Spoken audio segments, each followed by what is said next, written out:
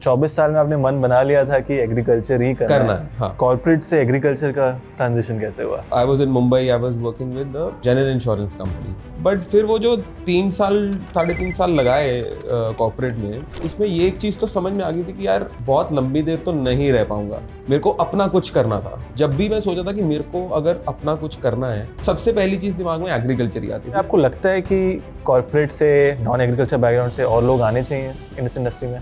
I think definitely आने चाहिए। Industry को यंगस्टर्स की जिनमें कुछ करने का एंथुजियाज्म है, उनको जरूर आना चाहिए। Do you think India needs hydroponics? I think yes, definitely. Why? Agriculture का एक सबसे बड़ा चैलेंज हुआ लेबर। हर साल लेबर का रेट बढ़ जाता है, राइट? बढ़ना भी चाहिए, वो भी मजदूर है, उसको भी कमाना। अगर आप दूसरी साइड देखो तो क्या आपकी प्रोड्यूस का आए साल उतना रेट बढ़ रहा है? तो हमें टेक्निक्स ऐसी या टेक्नोलॉजीज ऐसी अडॉप्ट करनी पड़ेंगी जो लेबर इंटेंसिव। और हाइड्रोपोनिक्स एक ऐसी टेक्निक है जहां पे हम अपनी लेबर कॉस्ट काफी हद तक कम कर सकते हैं, ऑपरेशनल कॉस्ट काफी हद तक कम कर सकते हैं। और जब हम अपनी ये दो चीजें कम कर लेते हैं तो हमारी ओवरऑल प्रॉफिटेबिलिटी बढ़ जाती है। क्या इंडोर वर्टिकल फार्म में पेस्ट और डिजीज का इशू आता है? आज तक कभी पेस्टिसाइड अंदर यूज नहीं, एक बार भी नहीं। स्टार्टिंग पॉइंट क्या होना चाहिए हाइड्रोपोनिक्स का? कितना एरिया से स्टार्ट करें? I think before even deciding कि मैं किस स्केल पे कर रहा हूँ, सबसे पहले ये सोचना चाहिए कि मैं बेचना कहाँ पे। मेरा पिछले 10 साल का एक्सपीरियंस कहता है कभी भी 1-2 एकड़ से शुरू नहीं करना। यूएस में ऐसे बहुत सारे बड़े फार्म्स थे जिनका वैल्यूएशन हजारों करोड़ में हुआ था। आपके हिसाब से इंडोर वर्टिकल फार्म यूएस में फेल क्यों हुआ? आई थिंक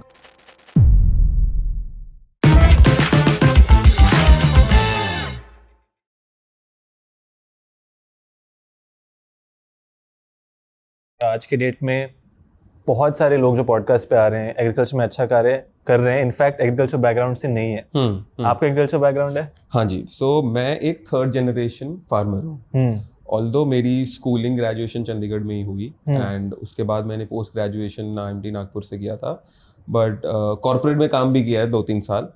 बट यस, मेरी फैमिली पिछले 50 साल से एग्रीकल्चर कर रही है एंड द ट्रेडिशनल एग्रीकल्चर। क्या कर रही थी फैमिली? अगेन वही जो आमतौर में पंजाब में होता है, wheat and rice, 6 months crop, monocropping system, 6 महीने वीट, 6 महीने राइस, दैट्स इट। तो आप कहे कि आप कॉर्पोरेट में थे पहले। कॉर्पोरेट से एग्रीकल्चर का ट्रांजिशन कैसे हुआ? तो मैंने मतलब मेरी MBA के बाद मेरे को कैंपस प्लेसमेंट मिला था एंड कैंपस प्लेसमेंट में आपको जो भी जॉब ऑफर होती है आपको you'd have to take it। तो I was in Mumbai, I was working with the general insurance company. तो वहाँ पे मैंने 1.5 साल काम किया। उसके बाद मेरे को घर आने का बहुत वो था कि मैं घर से ही जॉब करूँ, और उसका एक कारण ये भी था ताकि मैं फार्म के थोड़ा पास आ जाऊँ, कि मैं वो भी साथ के साथ मैं जॉब भी करूँ और वो भी थोड़ा बहुत देख लूँ। पापा का जो फार्म था? हाँ, तो जो हमारा फैमिली फार्म, राइट। तो इसलिए चंडीगढ़ आ गया था। ठीक है, चंडीगढ़ में भी 2 साल जॉब किया, बट फिर वो जो 3 साल 3.5 साल लगाए कॉर्पोरेट में, उसमें ये एक चीज़ तो समझ में आ गई थी कि यार बहुत लंबी देर तो नहीं रह पाऊंगा, राइट? क्यों? क्योंकि वो एक कल्चर ऐसा था या एक एनवायरनमेंट ऐसा था जो कुछ लोगों के लिए सूट करता होगा, मेरे लिए पर्सनली वो सूट नहीं किया। मेरे को ग्रो करना था, बट कॉर्पोरेट में रह के नहीं। मेरे को अपना कुछ करना था। और जब भी मैं सोचा था कि मेरे को अगर अपना कुछ करना है तो क्या करूँगा, तो वो सबसे पहली चीज़ दिमाग में एग्रीकल्चर ही आती थी, क्योंकि वो एक ऐसी चीज़ है जो it's running in the veins, right? तो अब ये भी समझ में आ गया था कि वो वापस जाके मेरे को वो वीट और राइस का जो 6 महीने वाला साइकिल वाला सिस्टम है वो तो नहीं करना। तो प्रोटेक्टेड एग्री या ग्रीन हाउस फार्मिंग या पॉली हाउस फार्मिंग एक चीज़ थी जो मेरे को बहुत अट्रैक्ट करती थी। स्टार्टिंग से ही बहुत फैसिनेट करती थी कि यार इसमें लॉसेस के चांसेस कम है, रेन प्रोटेक्शन है, वेदर की जो इरेटिक कंडीशन है उसको कहीं ना कहीं हम टैकल कर सकते। तो बस ऐसे ही एक दिन एंड उस टाइम मतलब वो टाइम एक ऐसा था जब मैं अपनी इंडस्ट्री स्विच करना चाहता था, मैं जनरल इंश्योरेंस इंडस्ट्री से बाहर आना चाहता था। उस टाइम पे एक बहुत लुक्रेटिव ऑफर भी था, जॉब ऑफर, चंडीगढ़ से नहीं दिल्ली से था। तो वो एक मेरे लिए आई थिंक टर्निंग पॉइंट था लाइफ का, where I turn down that offer. मैंने वो ऑफर नहीं लिया, रेजिग्नेशन डाला and I came back home. मैंने घर वालों को बोला कि मैं वापस जाके फार्म पे पॉली हाउस फार्मिंग शुरू करने वाला हूँ। मेरे डैड का एक ही क्वेश्चन था यही करना चाहता है? मैंने कहा हाँ, कर बस फिर कर ले। सपोर्ट किया फैमिली ने? सपोर्ट किया कि करेंगे, तेरे को सपोर्ट करेंगे, तेरे को जो करना है लेकिन मन से करिए। मेरे को अब ऑलमोस्ट 10 साल हो गए हैं प्रोटेक्टेड एग्री में। बहुत सारी गलतियां की हैं, ठीक है, बहुत मुश्किल से और या बहुत सारी प्रॉब्लम्स को फेस करके उनके सोल्यूशन निकाल के तब सीखा, राइट। तो मैंने शुरू किया था अपना जर्नी विद फ्लोरिकल्चर यहीं चंडीगढ़ में? चंडीगढ़ से 1 घंटा दूर है। चंडीगढ़ में फूल होते हैं ज़्यादा? चंडीगढ़ में फूल तो होते हैं, मतलब आसपास भी होते हैं, पंजाब में भी होते हैं, पर उस टाइम पे आई वुड से कि एक बूम आ रहा था फ्लोरिकल्चर का पंजाब में स्पेशली। तो अगर किसी को भी आप पूछोगे कि पॉली हाउस लगाना, कहेगा हाँ पॉली हाउस लगाना और फ्लावर्स करेंगे। सो एक्चुअली जो बाद में समझ में आया कि उस टाइम पे हो क्या रहा था कि जो फैब्रिकेटर्स थे, पॉली हाउस बनाने वाले जो पॉली हाउस कंपनीज थी, वो फार्म सेटअप बेच रही थी, लेकिन उसके आगे की कहानी कोई भी नहीं बता रहा था कि फ्लावर कौन सा कर रहे हो, उसको कैसा मौसम चाहिए, कैसी क्लाइमेटिक कंडीशन चाहिए और उसको बेचना कहाँ पे है, वो सब आपको फिगर आउट करना है। लेकिन वो एक ही चीज पे बेच रहे थे कि सर सब्सिडी बहुत अच्छी है, आपको इतने लाख रुपए एकड़ के हिसाब से मिल जाएगा। और as a common man, as a lay man, उस टाइम पे मैंने भी वो चीज़ बाय की और पॉली हाउस लगाया and started with gerbera farming. Gerbera एक फ्लावर आता है, टिश्यू कल्चर से बनता है, वो लगाया। और आई थिंक मैंने 1 साल पूरा, वो पहला 1 साल पॉली हाउस के अंदर ही बिताया, day in day out as a labourer. कि मेरे को वो क्रॉप को बिल्कुल जीरो से लेके एंड तक समझना था, ग्राउंड अप समझना था कि ये काम करती कैसे क्रॉप। क्या उम्र थी उस समय आपकी? उस टाइम 24-25 साल। 24 साल में आपने मन बना लिया था कि एग्रीकल्चर ही करना है। हाँ। आज इस एपिसोड से आई थिंक बहुत सारे लोग मेरे ऑडियंस में एग्रीकल्चर बैकग्राउंड से नहीं आते हैं। एक प्रकार से मैं उन्हें एक रोड मैप देना चाहता हूँ कि अगर आप कॉर्पोरेट से एग्रीकल्चर की तरफ आ रहे हैं, आप कैसे आए। एक रियलिटी चेक भी देना चाहता हूँ कि भाई बाहर से हम जितना दिखाते हैं लुक्रेटिव है, ये है, आज हम इंडोर फार्म में बैठे हैं, 50 गुना प्रोडक्शन ले लोगे, ये हो जाएगा, वो हो जाएगा। प्रैक्टिकल एक्सपीरियंस आपका है 10-12 साल का। I want to take people through that journey, right. सबसे पहले आपको लगता है कि कॉर्पोरेट से, नॉन एग्रीकल्चर बैकग्राउंड से और लोग आने चाहिए इन इस इंडस्ट्री में? आई थिंक डेफिनेटली आने चाहिए। क्यों? इंडस्ट्री को यंगस्टर्स की जिनमें कुछ करने का एंथुजियाज्म है इस फील्ड में, इस इंडस्ट्री में, उनको ज़रूर आना चाहिए। क्योंकि आई थिंक एग्रीकल्चर एक ऐसी चीज़ है जो अगर आप नॉर्मली किसी भी यंगस्टर से पूछोगे क्या मैं कौन करेगा यार। आज की डेट में सबको एयर कंडीशन ऑफिस में बैठना है, फैंसी ऑफिस होना चाहिए, किसी मेट्रोपॉलिटन सिटी में जॉब होना चाहिए, अच्छा पैकेज होना चाहिए, ये हम चीज़ करना चाहते हैं। कहीं ना कहीं जब मैं MBA कर रहा था, मेरा भी कहीं ना कहीं ये एक परसेप्शन था कि मेरे को इस तरह की लाइफ चाहिए। उस टाइम पे मेरा भी बहुत एक फैसिनेशन था कि यार अगर मैं 4-5 साल कॉर्पोरेट में अच्छे से काम कर लिया तो 5 साल बाद लाइफ काफ़ी चेंज हो जाएगी। बट जब वो पहले ही 3 साल मैंने बिताए, मेरे को समझ में आ गया था कि ये मैं नहीं कर पाऊंगा। वो क्या चीज़ था जो आपको लगा कि मैं नहीं कर पाऊंगा? मेरे को ऐसा लगता है, मतलब, और जो मेरा पर्सनल एक्सपीरियंस था कि कोई भी डायरेक्ट बोलना नहीं चाहता। There is a lot of politics in office या कॉर्पोरेट, ठीक है। आपको बोला कुछ जाएगा, होगा कुछ, पिक्चर कुछ और दिखाई जाएगी, होगा कुछ। जब अप्रेजल्स की बात आएगी तो कुछ और स्टोरी होगा, लेकिन पूरा साल आपको ये बोल के काम करेगा, आप ये भी करो, आप ये भी करो, अप्रेजल में काम आएगा। लेकिन जब अप्रेजल एक्चुअली होगा तब आपके नंबर्स काम आएंगे। तो मेरे को समझ में आ गया कि यार यहाँ पे तो नहीं जमेगा, अपना ही कुछ करेंगे, राइट। और अपना करने के लिए agriculture was the first option. Corporate life में और एग्रीकल्चर में एक क्विक ओवरव्यू डिफरेंस क्या क्या लगता है आपको? एयर कंडीशन ऑफिसेज नहीं है, बहुत सारा पसीना बहाना पड़ेगा अगर एग्रीकल्चर को अडॉप्ट करना है। बहुत सारी पेशेंस चाहिए और बहुत ज़्यादा डिसिप्लिन चाहिए। डिसिप्लिन कैसे? डिसिप्लिन इस तरीके से कि जब हम एग्रीकल्चर की बात कर रहे हैं, विच मीन्स कि हम प्लांट्स की बात कर रहे हैं, क्रॉप्स की बात कर रहे हैं। प्लांट्स या क्रॉप कोई भी चीज़ है वो छुट्टी पे नहीं जाती। अगर आपको संडे को उसको इरिगेशन करना है तो वो संडे को करना पड़ेगा। वो क्रॉप आपको ये नहीं कहेगा कि ठीक है आज संडे है तू छुट्टी ले ले, मैं भी छुट्टी पे हूँ, right. Even the labour can not go on leave, right. So आप में भी वो पेशेंस होनी चाहिए अब जैसे हम प्रोटेक्टेड एग्री की बात करें, कुछ टाइम पीरियड ऐसा आता है साल में जब आपको सुबह 5 बजे इरिगेशन करनी है, क्योंकि प्लांट्स को भी जैसे ही वो सोकर उठते हैं, प्लांट्स भी रात को सो जाते हैं, तो जैसे ही वो उठते हैं, सनराइज होता है, वो उठते हैं, उनको भी पानी चाहिए होता है। Correct, right. तो अगर वो 5 बजे या 6 बजे होनी है तो वो उस टाइम पे होनी चाहिए।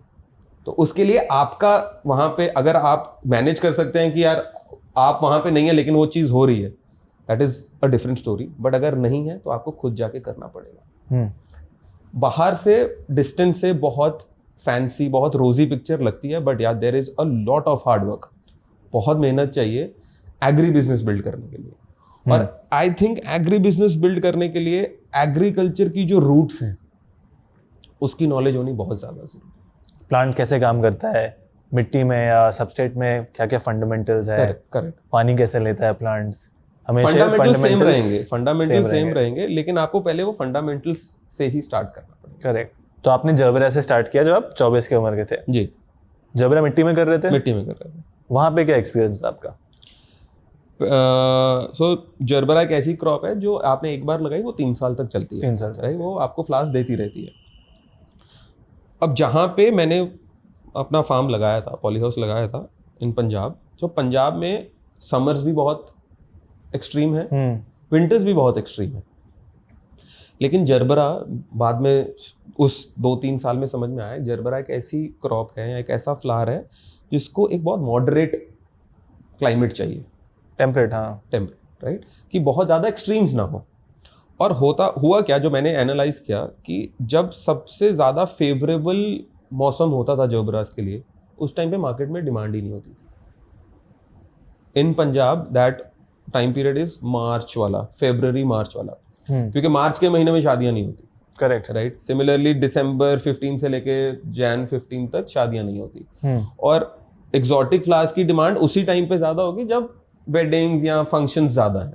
राइट। ये कोई खाने वाली चीज़ तो है नहीं कि ठीक है अगर नहीं भी आ तो ले आओ, लेकिन जब प्रोडक्शन बहुत ज़्यादा होती थी उस टाइम पे फ़ोन आता है, यार आज मार्केट में लेके मत आना, डिमांड नहीं है।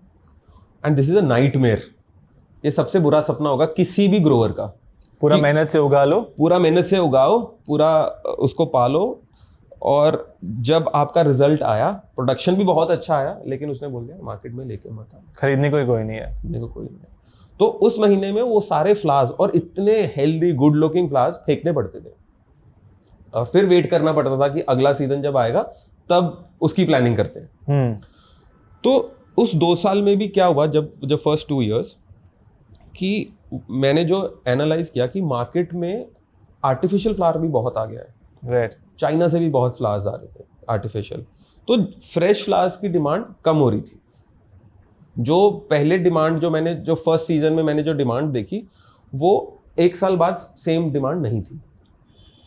तो स्लोली एंड ग्रेजुअली ये समझ में आया कि इससे तो कुछ और करना पड़ेगा। करेक्ट। सो 2.5 साल वो करके मैं एग्जॉटिक वेजिटेबल्स में मूव हो गया, सेम प्रोटेक्टेड एग्री में ही, पॉली हाउस में ही, एग्जॉटिक वेजिटेबल्स, मिट्टी में ही। सबसे पहली क्रॉप की सीडलेस क्यूकम्बर्स, पहले ट्रायल किया छोटे से, मतलब जरबरा लगा हुआ था, तो मैंने 1 एकड़ के मेरा 1 एकड़ का पॉली हाउस था उस टाइम पे, तो उसका 15 to 20% एरिया मैंने निकाल दिया फ्लावर्स का, और जरबरा सीडलेस क्यूकम्बर्स लगा दिया। बहुत अच्छा यील्ड आया, प्राइस भी बहुत अच्छा मिला, और जैसे ही मैंने वो पहला ट्रायल सक्सेसफुली कंप्लीट किया, मैंने पूरा निकाल के सीडलेस क्यूकम्बर्स लगा दिया। अगला सीजन आया, बहुत अच्छा गया, फिर कोविड आ गया, लेकिन कोविड में भी मैंने ऑपरेशनल लॉस नहीं बुक किया।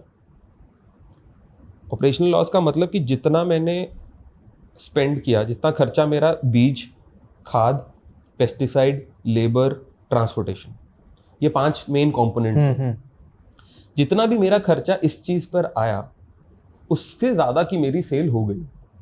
मैं नहीं कहता कि मैंने बहुत ज़्यादा प्रॉफिट बुक किया, बट जब उस टाइम पे जब सारे बिजनेसेस बंद हो गए थे, एग्रीकल्चर एक ऐसा बिजनेस था जो सर्वाइव कर रहा था, और it was the only business जिसने इंडिया को फ्लोट रखा, मतलब बचा के रखा। हमारी जीडीपी को भी एग्रीकल्चर ने ही बचा के रखा उस टाइम पे। तो कोविड वाला टाइम बहुत बड़ी लर्निंग थी। लर्निंग ये थी कि मार्केट तो है, मार्केट है और मार्केट कभी जाएगा नहीं, मार्केट कभी जाएगा, नेसेसिटी है, लोगों ने खाना तो खाना है, खाना तो खाना है। हमें सिर्फ ये देखना कि अगर हमें अपनी प्रॉफिटेबिलिटी, अगर हमें अपने प्रॉफिट्स बढ़ाने हैं तो हमें मार्केटिंग के कुछ और तरीके सोचने पड़ेंगे। मतलब हम उस टाइम तक मेरा पूरा प्रोड्यूस मंडी में ही जाता था, राइट। ऑल्दो मंडी में भी बेच के अच्छा प्रॉफिट मिलता है, आज भी मिलता है।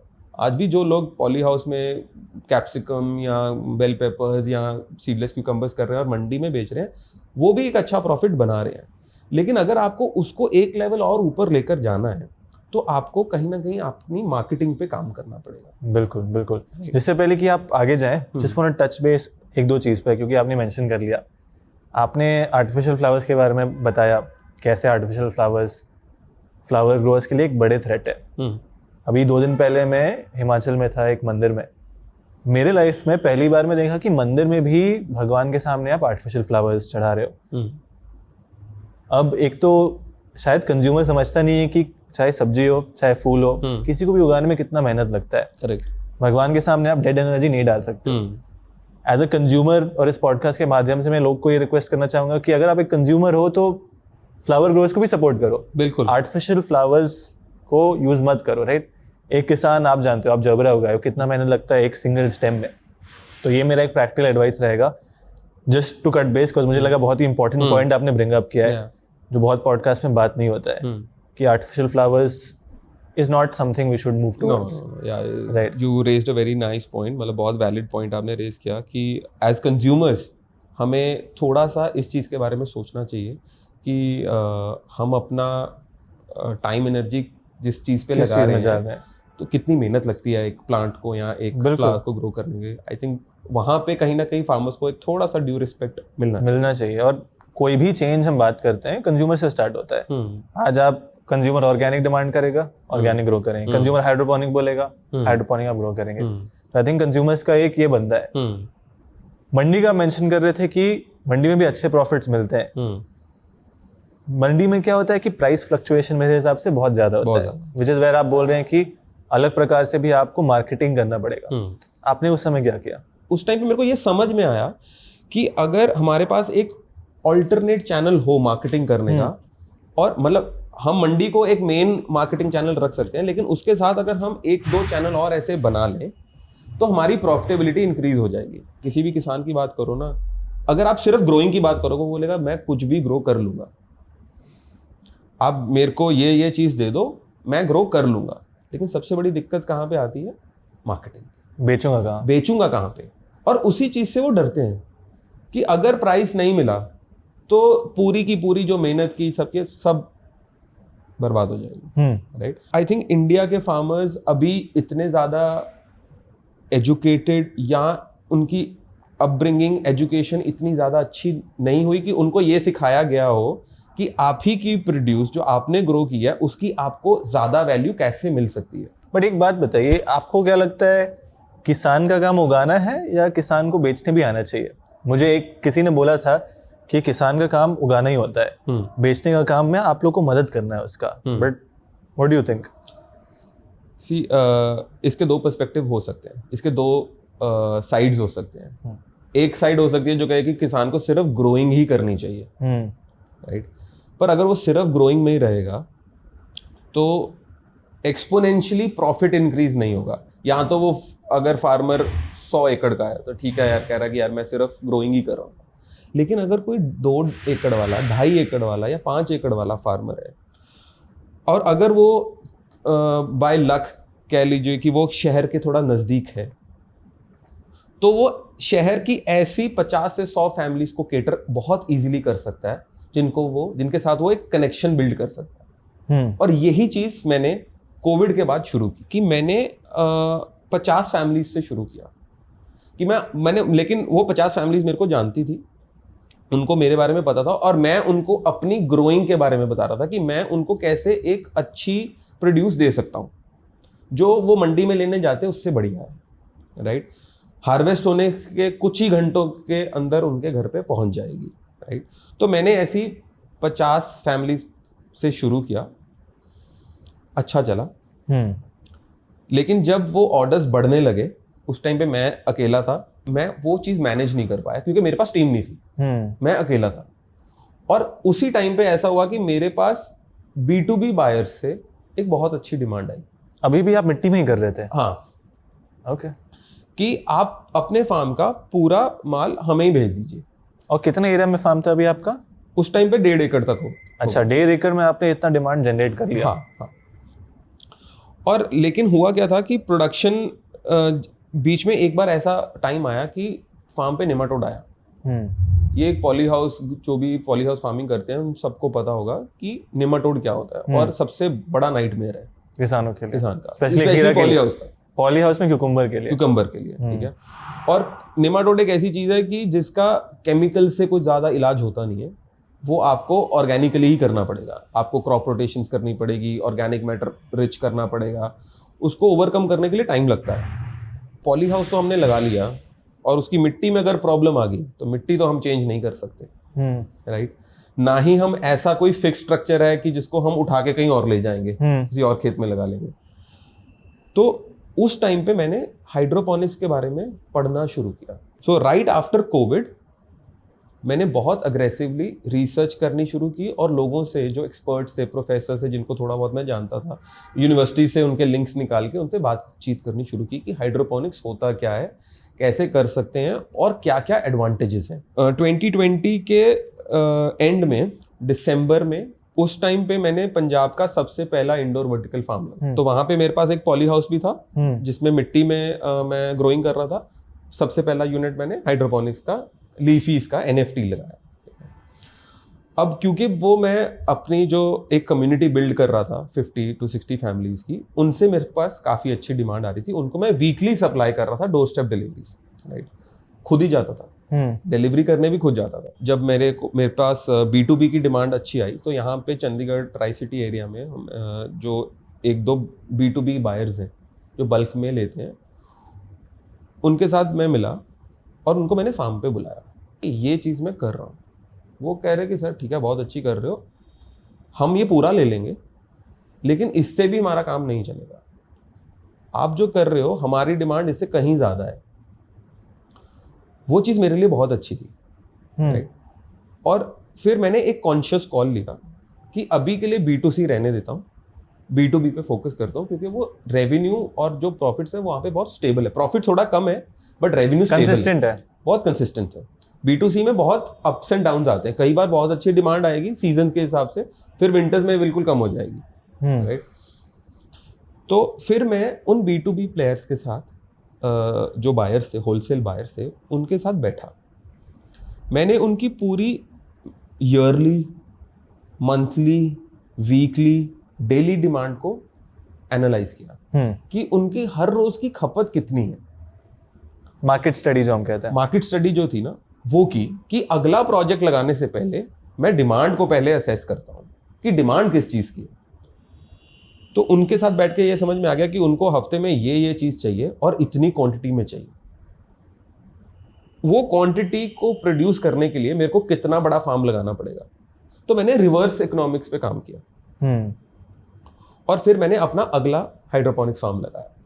पहले मेरे पास एक 4000 प्लांट का सेटअप था, फिर मैंने एक 12000 प्लांट का सेटअप लगाया। 4000 हाइड्रोपोनिक्स था? 4000 हाइड्रोपोनिक्स था। उसके बाद मैंने एक 12000 प्लांट का एक और सेटअप एडिशनल लगाया, तो टोटल 16000 हो गए। तब से लेकर आज तक वो पूरा फार्म सोल्ड आउट है। बहुत सारे लोग, मैं हाइड्रोपोनिक्स पे आई थिंक 8-10 पॉडकास्ट तो किया हूँ। व्यूअर्स का जो एक कॉमन पॉइंट है कि इंडिया को हाइड्रोपोनिक्स का ज़रूरत नहीं है। इंडिया में बहुत सॉइल है, बहुत सारे क्लाइमेटिक जोन्स हैं, हमें अपने मिट्टी को रिवाइव करना चाहिए। व्हिच आई एग्री, मुझे भी लगता है हमें मिट्टी को रिवाइव करना चाहिए। Do you think India needs hydroponics?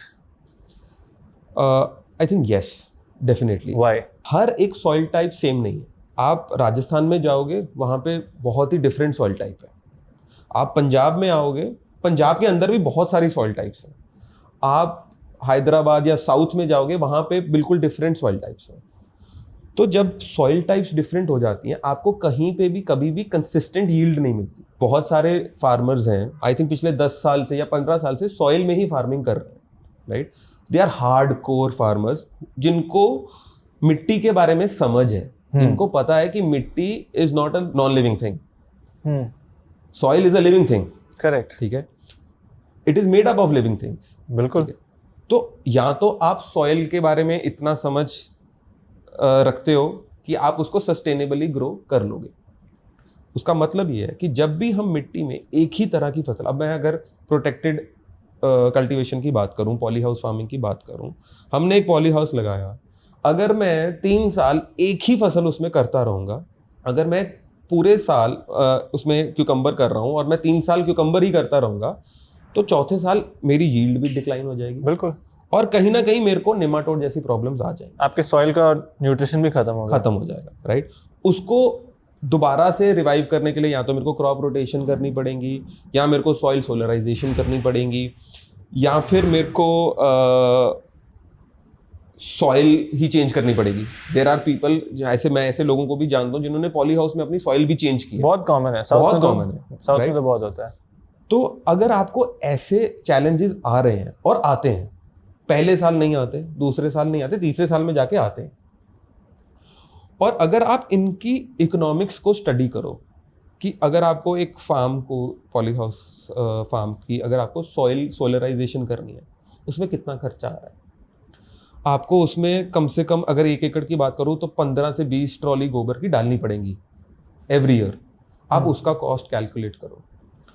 आप जितनी भी लेबर लगाते हो वीड्स के लिए, राइट, हम पॉली हाउस में वीडीसाइड को भी यूज़ नहीं करते, खरपतवार को मारने के लिए हमें हाथ से ही उसकी गुड़ाई करनी पड़ती है, राइट।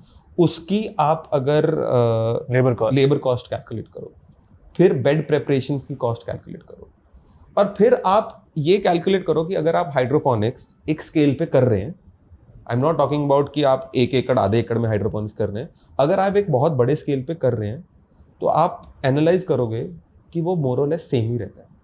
अच्छा, तो आप कह रहे हैं हाइड्रोपोनिक्स और मिट्टी में खेती सेम है? कॉस्टिंग अगर आप स्केल पे कर रहे हैं, कीवर्ड, अगर आप स्केल पे कर रहे हैं, मैं 1-2 एकड़ की बात नहीं कर रहा हूँ। देखिए, हाइड्रोपोनिक्स एक टूल है, एक टेक्निक है जो आपको कंट्रोल ज़्यादा देती है आपके न्यूट्रिशन पे। आपको आपकी प्लांट की जो न्यूट्रिशन की मैनेजमेंट है, जो भी हम खाद पानी उसको देते हैं, उसको अगर आप बहुत अच्छे से कंट्रोल करना चाहते हो तो हाइड्रोपोनिक्स इस्तेमाल करो। मिट्टी में माइक्रो ऑर्गेनिजम्स भी हैं, पैरासाइट्स भी हैं, फंगस भी है, वीड्स भी है। जो भी हम न्यूट्रिशन प्लांट को दे रहे हैं वो पूरे का पूरा प्लांट को तो नहीं मिल रहा। अगर हम मिट्टी की बात करें, उसमें हमारा कुछ न्यूट्रिशन तो लीच डाउन भी हो जाएगा, कुछ इवेपोरेट भी हो जाएगा, कुछ वीड्स भी ले लेंगी, बाकी के माइक्रो ऑर्गेनिजम्स भी हैं। तो आप ये भी देखिए कि वहाँ पे भी चैलेंजेस हैं। मैं नहीं कहता कि हाइड्रोपोनिक्स में चैलेंजेस नहीं है, लेकिन हाइड्रोपोनिक्स में चैलेंजेस कम है। एग्रीकल्चर का एक सबसे बड़ा चैलेंज जो एज अ ग्रोअर मैं भी फेस कर रहा हूँ, या मेरे जैसे और भी ग्रोअर फेस कर रहे होंगे, वो है लेबर। लेबर महंगी होती जा रही है एवरी ईयर, हर साल लेबर का रेट बढ़ जाता है, राइट। बढ़ना भी चाहिए, वो भी मजदूर है, उसको भी कमाना है, राइट। अब अगर आप दूसरी साइड देखो तो क्या आपकी प्रोड्यूस का आए साल उतना रेट बढ़ रहा है? तो हमें टेक्निक्स ऐसी या टेक्नोलॉजीज ऐसी अडॉप्ट करनी पड़ेंगी इन द फ्यूचर जो लेबर इंटेंसिव नहीं है। और हाइड्रोपोनिक्स एक ऐसी टेक्निक है जहाँ पे हम अपनी लेबर कॉस्ट काफ़ी हद तक कम कर सकते हैं, ऑपरेशनल कॉस्ट काफ़ी हद तक कम कर सकते हैं। और जब हम अपनी ये 2 चीज़ें कम कर लेते हैं तो हमारी ओवरऑल प्रॉफिटेबिलिटी बढ़ जाती है। चाहे आप खेती मिट्टी में करो, चाहे आप हाइड्रोपोनिक्स में करो, and goal is to make money, profit कमाना ही है ना। हर बंदा प्रॉफिट कमाने के लिए ही पॉली हाउस लगाएगा या हाइड्रोपोनिक्स करेगा। तो अगर आपका वो आपका गोल मीट हो रहा है, नथिंग लाइक इट। जैसे आप कहे कि हाइड्रोपोनिक्स से यूनिफॉर्म प्रोडक्शन मिलता है, बिल्कुल सही बात है कि जिस जगह पे मेरे राजस्थान में शायद शिमला मिर्च खीरा हो नहीं सकता था मिट्टी की वजह से, आज मैं वहाँ कर पा रहा हूँ। पहले ऐसे होता नहीं था। हर एक जोन में एक प्रकार का सब्जी या फल उगता था, एंड वही खासियत थी। कहते थे कि आप महाराष्ट्र के आम खाओ, कर्नाटक में आओ तो वहाँ के लोकल फूड खाओ, उसका न्यूट्रिशन प्रोफाइलिंग हमेशा बेटर होगा। आज कहीं भी लोगों को, बहुत सारे लोगों को सुनने में ठीक नहीं लगता है कि यार ये तो बंजर जमीन में कुछ भी उगा रहे हैं, दाल में कुछ काला है। विच आई थिंक राइट और रॉन्ग मैं साइड्स नहीं लूंगा, बट एक डिसेंट क्वेश्चन लोग के दिमाग में आ सकता है। आप समझ रहे हो क्या बोल रहा हूँ? What are your thoughts on that? कि do you think it's okay कि सब जगह सब कुछ ग्रो हो रहा है? Are we moving away from what actually agriculture is supposed to be? अगर मैं आज से 15 साल पहले की बात करूं आई डोंट थिंक इंडिया में हाइड्रोपोनिक्स हो रहा था, या अगर हो भी रहा तो बहुत छोटे लेवल पे, बहुत छोटे लेवल, राइट। आप उससे भी 10 साल पीछे चले जाओ, लोकल प्रोडक्शन होती थी कि लोकली जो ग्रो हो रहा था वही लोग कंज्यूम कर रहे थे। अब आज से 25 साल पहले या 20 साल पहले अर्बनाइजेशन का क्या रेट होगा? अर्बनाइजेशन मतलब हमारी टोटल पॉपुलेशन के कितने लोग शहरों में रह रहे हैं, कितने लोग गांव में रह रहे हैं। अगर आप पिछले 20-25 साल की ये ट्रेजेक्ट्री या ये ग्रोथ एनालाइज करोगे, मतलब एक टाइम पे 30% लोग ही शहरों में रह रहे थे और 70% गांव में थे। जैसे जैसे ये चीज़ बढ़ी है वैसे वैसे डिमांड बढ़ी है। जब डिमांड ज़्यादा बढ़ेगी तो आपको प्रोड्यूस भी ज़्यादा करना पड़ेगा, और अगर डिमांड बढ़ रही है तो इसका मतलब ये है कि कहीं ना कहीं एक अपॉर्चुनिटी है to make a business, and this opportunity is for the farmers. अगर एक फार्मर, चाहे वो पहले ट्रेडिशनल फार्मिंग ही कर रहा था, आज वो अपने कुछ पोर्शन ऑफ लैंड में हाईटेक एग्रीकल्चर कर ले, उसका प्रॉफिटेबिलिटी भी तो बढ़ जाएगा। चलो आपने हाइड्रोपोनिक्स चुन लिया, हाइड्रोपोनिक्स को लेकर एक और जो लोग के दिमाग में थॉट रहता है, ठीक है शायद मैं रेसिड्यू फ्री करूं या पेस्टिसाइड कम स्प्रे करूं, लेकिन हाइड्रोपोनिक्स या इवन इन सॉइल जो हम फर्टिलाइजर देते हैं लोग को लगता है कि उसमें भी केमिकल्स होते हैं। क्या आप एक बेसिक अंडरस्टैंडिंग दे सकते हैं ये फर्टिलाइजर्स कैसे बनते हैं, मतलब क्या ये सेफ टू कंज्यूम होते हैं, क्योंकि धरती से तो नहीं आ रहे हैं मतलब इमीडिएटली, थोड़ा उस पर लाइट दीजिए। ठीक है, आप फिटनेस में हैं, राइट, मैं अज्यूम कर रहा हूँ आप वर्कआउट भी करते होंगे, राइट। आपको प्रोटीन चाहिए, या तो आप दिन के 15 अंडे खा लीजिए, राइट, या आप वे प्रोटीन ले लीजिए। उसी तरीके से अगर आप सॉइल में फार्मिंग कर रहे हैं तो सॉइल में ये सारे न्यूट्रिएंट्स होते हैं, कैल्शियम भी है, मैग्नीशियम भी है, फास्फोरस भी है, नाइट्रोजन भी है। लेकिन क्या वो न्यूट्रिएंट्स जो सॉइल में प्रेजेंट हैं, are they enough for the crop that you want to grow? Cucumber एक बहुत हाई फर्टिलाइजर क्रॉप है, राइट, उसको बहुत सारा न्यूट्रिशन चाहिए। Giving nutrition is not bad. आप प्लांट को न्यूट्रिशन दे रहे हो, वो न्यूट्रिशन से लेके वो प्रोडक्शन कर रहा है, राइट। ठीक है, वो केमिकली तैयार होते हैं। उसको कैल्शियम नाइट्रेट चाहिए, वो केमिकली तैयार होता है। उसको एनपीके चाहिए, वो केमिकली तैयार है। What is NPK? Nitrogen, phosphorus and potassium. वो चीज़ हार्मफुल है। Growth promoters, right, pesticides. अब पेस्टिसाइड एक ऐसा वर्ड है जो सबको लगता है अगर पेस्टिसाइड डला हुआ है तो ये तो खराब है, ये तो नहीं खा सकते। पेस्टिसाइड्स भी बहुत तरीके के आते हैं, blue label, yellow label, red label. Red label मतलब बहुत ही dangerous, don't use. Yellow label मतलब बहुत ही माइल्ड। अब उनको भी यूज करने का एक तरीका होता है, राइट, कि आप हार्वेस्टिंग के कितने दिन पहले वो चीज यूज कर रहे हो, या फिर आप जो ग्रीन पेस्टिसाइड्स, करंज ऑयल, नीम ऑयल, ये भी तो पेस्टिसाइड्स हैं। तो अगर आपको रेजिड्यू फ्री फार्मिंग वाला या हाइड्रोपोनिक फार्मिंग वाला कॉन्सेप्ट है, वो एक होलिस्टिक अप्रोच पे चलता है कि हमें इंसेक्ट्स की पेस्ट मैनेजमेंट भी करनी है, हमें अंदर स्टिकी ट्रैप्स भी चाहिए, हमें लाइट ट्रैप्स भी चाहिए, हमें इंसेक्ट्स के बारे में, उनके लाइफ साइकिल के बारे में भी नॉलेज होनी चाहिए। कौन से सीजन में उनका अटैक शुरू होता है, कैसे वो मल्टीप्लाई कर सकते हैं, और हम उस चीज को कैसे रोक सकते हैं विदाउट यूजिंग हार्मफुल पेस्टिसाइड्स।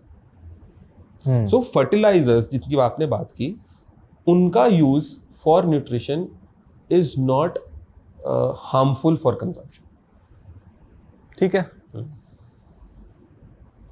मानो कि प्रितपाल जी का बात सुन लिया, मैं कन्विंस्ड हूँ, अब मुझे हाइड्रोपोनिक में स्टार्ट करना है।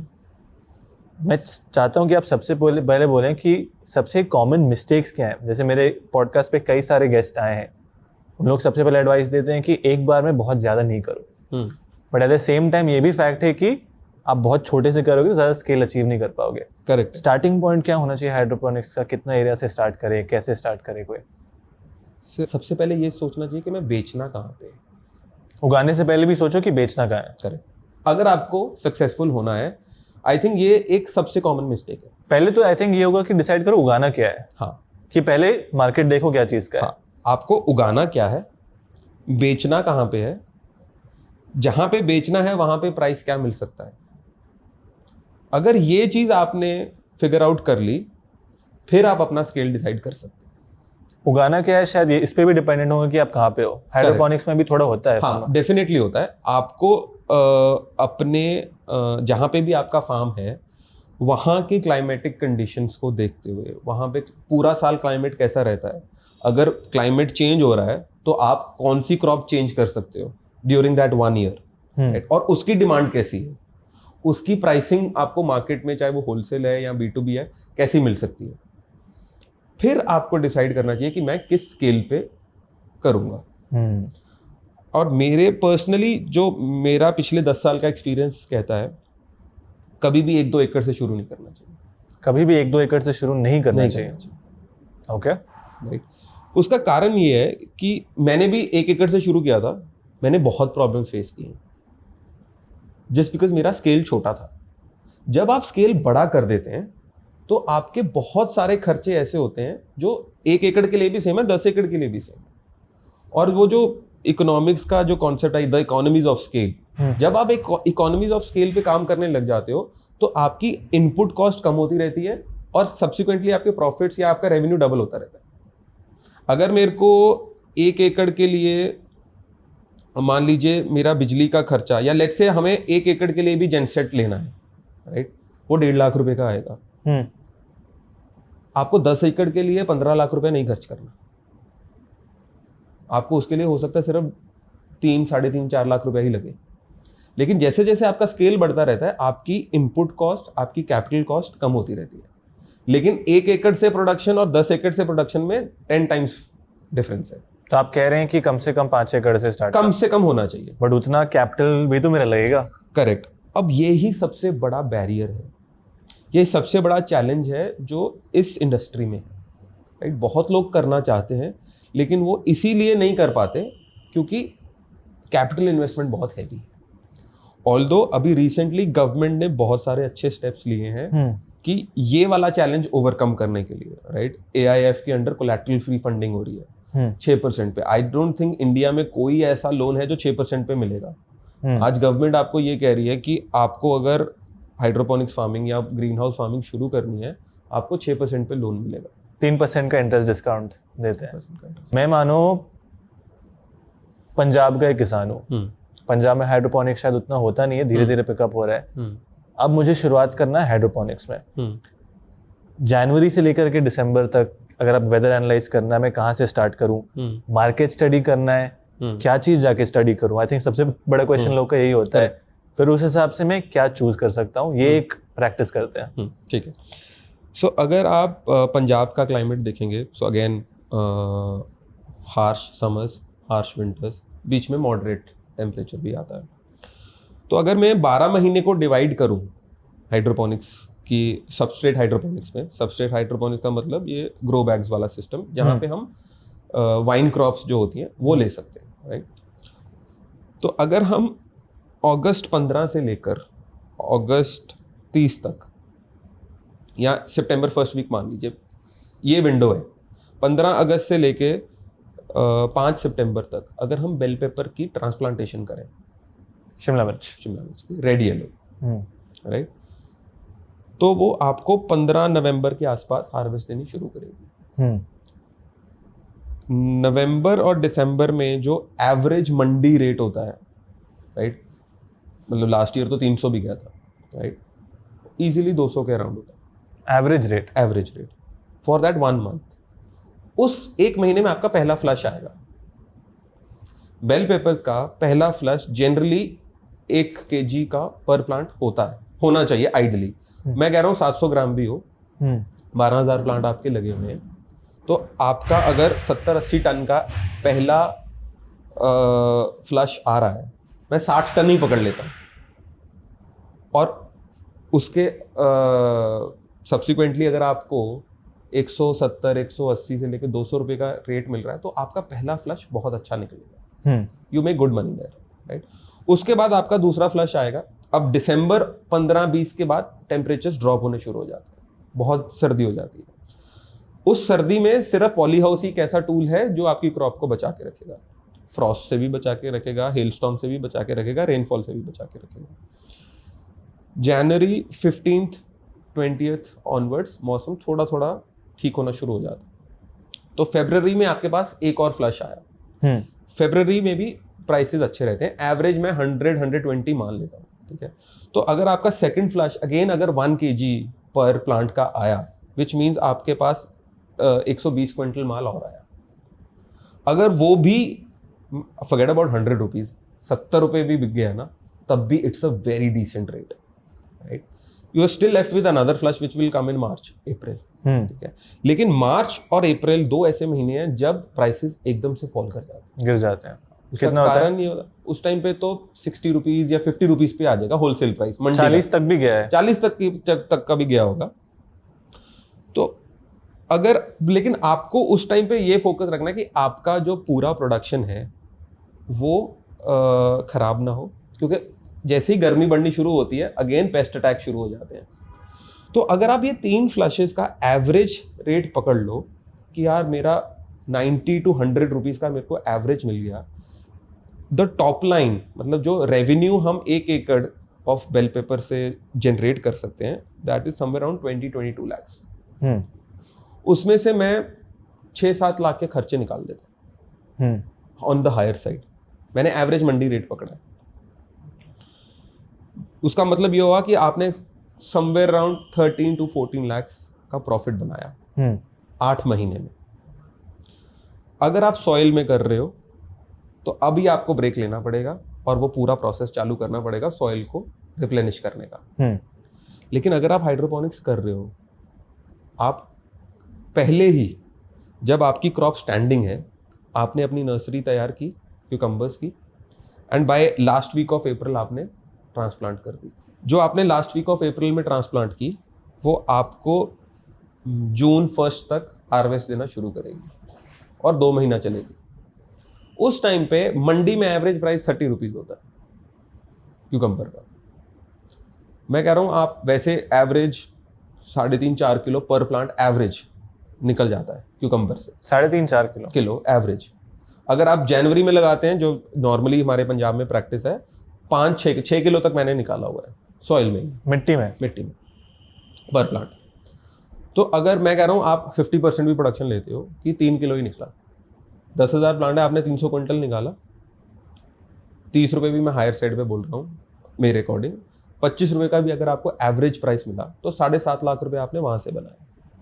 उसमें से भी मैं 30% खर्चे निकाल देता हूँ। तो अगर आपने 4 लाख रुपया भी सेव किया क्यूकम्बर क्रॉप से, 13 लाख सेव किया आपने बेल पेपर क्रॉप से, आपका 1 एकड़ का profit somewhere around 16 to 17 lakh हो गया। ये एक रियलिस्टिक पिक्चर है। मतलब आज मैं एक फार्म मैनेजमेंट कंपनी चला रहा हूँ, राइट। हमारे पास बहुत सारे क्लाइंट्स हर रोज़ आते हैं कि सर हमें तो 20 लाख 25 लाख पर एकड़ का प्रॉफिट दिखाया जाता है। वो अचीव करना मुश्किल है अगर आप मार्केटिंग नहीं कर रहे। मैं कह रहा हूँ अगर आप सिर्फ मंडी में भी बेचना चाहते हो, हाइड्रोपोनिक्स में, क्योंकि चाहे मैं हाइड्रोपोनिक्स कर रहा हूँ चाहे मैं सॉइल में कर रहा हूँ, राइट। मंडी में कोई नहीं जानता। मतलब मैं उसको बोलूं कि यार मैंने ऐसा ग्रो किया, मैंने ये पेस्टिसाइड फ्री है, रेजिड्यू फ्री है, ये प्रैक्टिसेस वो प्रैक्टिसेस, ग्लोबल गैप, कुछ नहीं मानेगा। वो बोलेगा बोलेगा दिखाओ शिमला मिर्च। हाँ, वो बोलेगा ये पकड़ लो, आप नहीं डिफरेंस क्रिएट कर सकते, राइट। सो हमारा कंपटीशन तो मंडी है ना, चाहे हम हाइड्रोपोनिक्स कर रहे हैं, कुछ भी कर रहे हैं, हमारा कंपटीशन मंडी, राइट। तो अगर हमें मंडी के प्राइसेस को बीट करना है या उस प्राइस पे हमें प्रॉफिटेबिलिटी लानी है, तो हमें प्रोडक्शन पे ध्यान देना है और अपनी ऑपरेशनल कॉस्ट को कैसे कम कर सकते हैं उस पे ध्यान देना है। मेजर चैलेंज आई थिंक जो मैं देखा हूँ बहुत सारे शिमला मिर्च ग्रोअर्स का पूरे भारत में, कि वो प्रोडक्शन ही नहीं ला पा रहे हैं, क्योंकि जो थ्रिप्स का अटैक आ रहा है, ब्लैक थ्रिप्स का, वो बहुत बड़ा प्रॉब्लम है। आज आई एम श्योर पंजाब में भी है, साउथ इंडिया में तो सबका मेजर इशू वही है। फिर जब थ्रिप्स आते हैं ऑब्वियसली क्या करते हो, आप स्प्रे मारोगे, वो प्रोडक्शन कम होगा, आप स्प्रे मारोगे, एक साइकिल बन जाता है। ये थ्रिप्स का प्रॉब्लम आपने अपने फार्म्स में देखा है? हाँ, काफ़ी बार देखा। कैसे मैनेज करते हैं थ्रिप्स को? जब पहली बार हुआ था तब तो मैनेज करना थोड़ा मुश्किल हो गया था। उस टाइम पे तो सिर्फ केमिकल स्प्रेस ही एक ऐसी वो थी जो हमें हमारे पास एक only option that was available was chemical स्प्रेस, right. फिर स्लोली एंड ग्रेजुअली थ्रिप्स, पहले तो थ्रिप्स के बारे में पढ़ा कि थ्रिप्स होती क्या है, ये ब्लैक थ्रिप्स है क्या। क्या होती है black thrips? It's a sucking pest. Hmm. ठीक है, सकिंग पेस्ट मतलब वो आपकी लीफ पे चिपक के उसकी जो लीव्स की वेन्स हैं उसमें से न्यूट्रिशन खाना शुरू कर देगा, राइट। तो सबसे पहले तो आपको ये भी फिगर आउट करना है कि आपका पेस्ट का टाइप क्या है, पेस्ट का लाइफ साइकिल क्या है, राइट। और अगर आपको केमिकल स्प्रेज भी यूज़ करने हैं, आप कम इंटेंसिटी के स्प्रेज यूज़ करके भी उसको टैकल कर सकते हैं। लेकिन मैंने जो सबसे पहले ट्रायल किया कि इनको अंदर जाने से कैसे रोका जाए, या अगर ये अंदर चले गए हैं तो इनको कैसे, इनकी मल्टीप्लिकेशन कैसे रोकी जाए। क्योंकि आई थिंक ग्रीन हाउस में एक चीज़ कई बार लोग भूल जाते हैं कि आप प्लांट्स के लिए तो अच्छा क्लाइमेट बना रहे हो, लेकिन अगर पेस्ट को वहाँ मजा आ गया तो वो भी वहाँ आप उनके लिए भी बना रहे हो ना, मल्टीप्लिकेशन करेंगे। हाँ, उनके लिए भी। तो जो पेस्ट्स होते हैं ये ब्राइट कलर्स से बहुत अट्रैक्ट होते हैं, और अगर आप थोड़ा डीपर एनालिसिस करेंगे, पेस्ट अटैक जो होता है जनरली रात को होता है। अच्छा। हाँ, इसीलिए अगर आप देखोगे कि जनरल प्रैक्टिसेस में जो स्प्रेज हैं, पेस्टिसाइड के स्प्रेज हैं, वो इवनिंग 6 बजे के बाद होते हैं। उसका कारण यह है क्योंकि रात को अटैक होता है, तो अगर वो इंसेक्ट पेस्टिसाइड के कांटेक्ट में आएगा तो मर जाएगा, राइट। तो मैंने अपने फार्म पे खुद ही लाइट ट्रैप्स बनाए। मैंने एक प्लास्टिक बकेट ली, उसके ऊपर एक येलो बल्ब लगाया, और उसके अंदर मैंने हाई इंटेंसिटी नीम ऑयल डाल दिया। अच्छा, राइट। ये ऐसे ट्रैप्स मैंने 1 एकड़ में समवेयर क्लोज टू 20, अच्छा, 20 लगा दिए। इस पे मेरा कुछ 9-10 हज़ार रुपये का खर्चा है, पर वो वन टाइम था।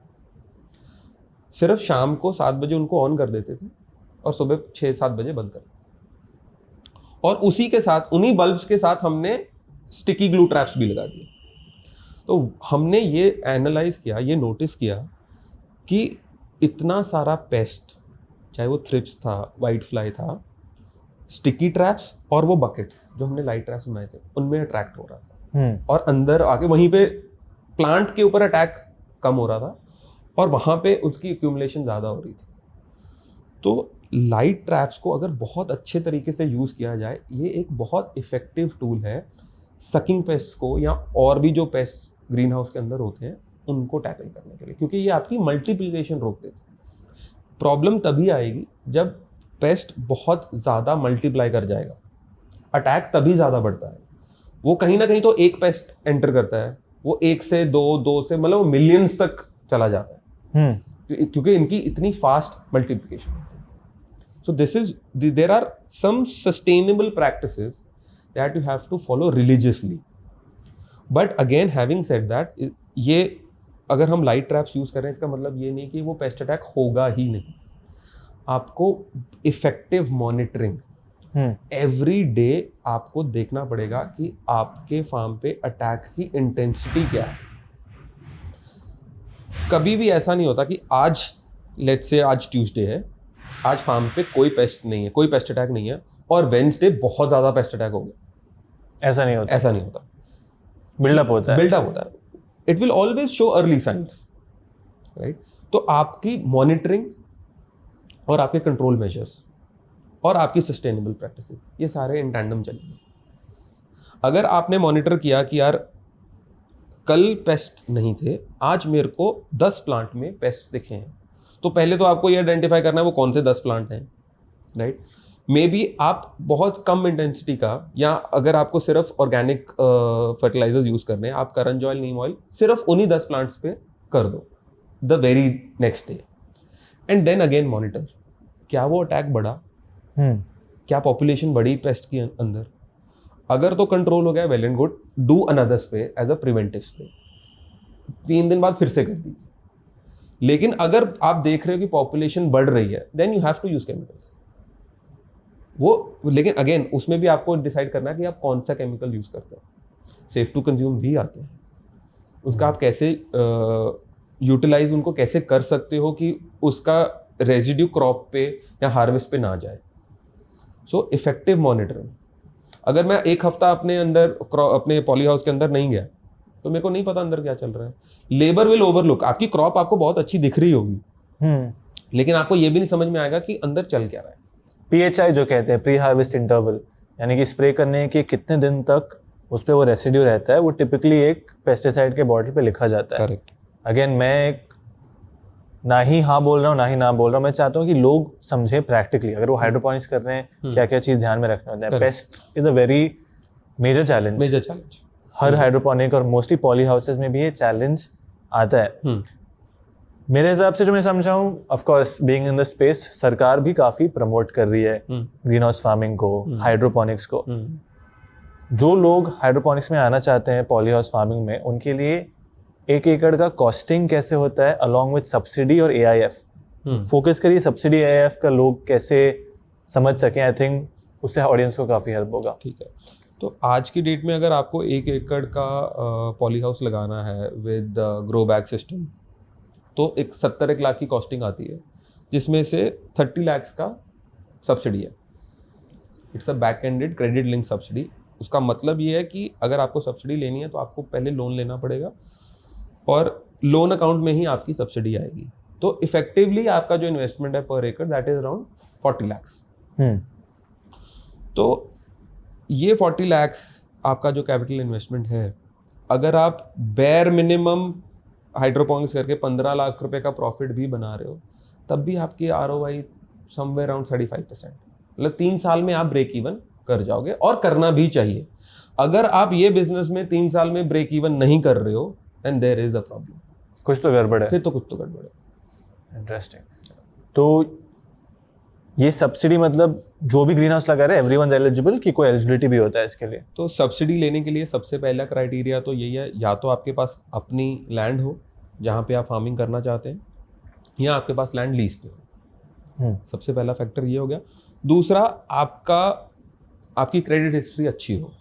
अच्छी इन द सेंस पहले कोई लोन डिफॉल्ट ना हो, क्योंकि सबसे पहला स्टेप ही लोन सैंक्शन है. आपको सबसे पहले लोन सैंक्शन लेटर लेना है बैंक से कि अगर आप ये प्रोजेक्ट लगा रहे हो तो bank is ready to fund you, right. वो लोन सैंक्शन लेटर आप NHB में सबमिट करते हो along with your other documents, KYC या लैंड डॉक्यूमेंट्स, और फिर आपको ग्रांट ऑफ कमीशनिंग मिल जाती है कि आप पॉली हाउस की कंस्ट्रक्शन शुरू कर सकते हैं. समझ गया. 1 घंटा हो गया, हमने तो सबसे क्यूरियस टॉपिक उस पर बात ही नहीं किया. लोगों को मैं बताना चाहूँगा कि एक इंडोर वर्टिकल फार्म में बैठे हैं. मैंने कुछ हफ्ते पहले, जिस दिन आपका ये फार्म लॉन्च हुआ था, उसी दिन एक वीडियो रिलीज किया था, why indoor vertical farming fails in India. Correct. अब कोइंसिडेंस था ये, प्योरली मैं आपको अभी बता दे रहा हूँ. बट यूरोप में, US में एक प्रकार से सबको लगा था कि उन्होंने एक रेवोल्यूशन किया है इंडोर वर्टिकल फार्म्स के साथ. क्योंकि जो हम फूड क्राइसिस का बात करते हैं, उसका एक बहुत ऑब्वियस आंसर है कि किसी भी कमरे में मैं ये सेटअप करके खाना उगा सकता हूँ. लेट्स स्टार्ट कि वर्टिकल फार्मिंग और इंडोर वर्टिकल फार्मिंग पे आपके थॉट्स क्या हैं? Do you somewhere align with me कि it's not meant for India? I know it's a very tricky question considering the fact we're sitting in one room. Correct. But I pose tough questions. So अगर हम indoor vertical farming की बात करें, ये हर जगह पे या हर किसी के लिए सही नहीं, राइट. उसका मतलब ये है कि अगर आप इंडोर वर्टिकल फार्मिंग करना चाहते हैं, आपको सबसे पहले ये चीज़ अपने दिमाग में रखनी है कि आपको मंडी में नहीं जाना. इंडोर वर्टिकल फार्म पे कैपिटल इन्वेस्टमेंट भी बहुत हाई होता है, ऑपरेशनल एक्सपेंस भी बहुत हाई है इन टर्म्स ऑफ इलेक्ट्रिसिटी. 14 से 15 घंटे आपकी लाइट्स ऑन है, एयर कंडीशनर्स ऑन है. तो इंडोर वर्टिकल फार्मिंग, अब मैं आपका क्वेश्चन रिफ्रेज कर रहा हूँ, किसको करनी चाहिए या कौन कर सकता है? यहाँ इंडोर वर्टिकल फार्मिंग किसको, who will it make sense to, right. तो अभी जहाँ पे हम बैठे हैं, ये जो फार्म आप देख रहे हैं, it is in a mall. इस शहर का सबसे प्रीमियम, सबसे बड़ा मॉल. हमने यहाँ पे अपने क्लाइंट के लिए ये फार्म बनाया था. ये मॉल में सिर्फ एक फार्म नहीं है, एक रिटेल आउटलेट भी है. तो प्रोड्यूस यहीं पे ग्रो हो रही है और यहीं पे सेल हो रही है.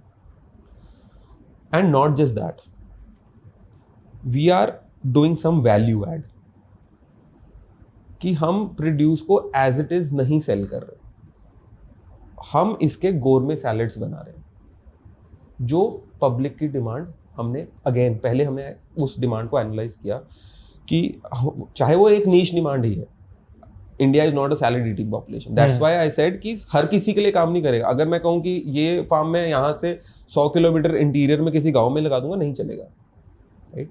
शहर के बीचों बीच है हमारे पास आज, मेट्रो सिटीज़ की बात करूँ या सिटीज़ लाइक चंडीगढ़, जहाँ पे यंगस्टर्स की पॉपुलेशन है जो वर्किंग है, who are health conscious, right, जिनको एटलीस्ट अपना एक मील सैलेड खाना है, राइट?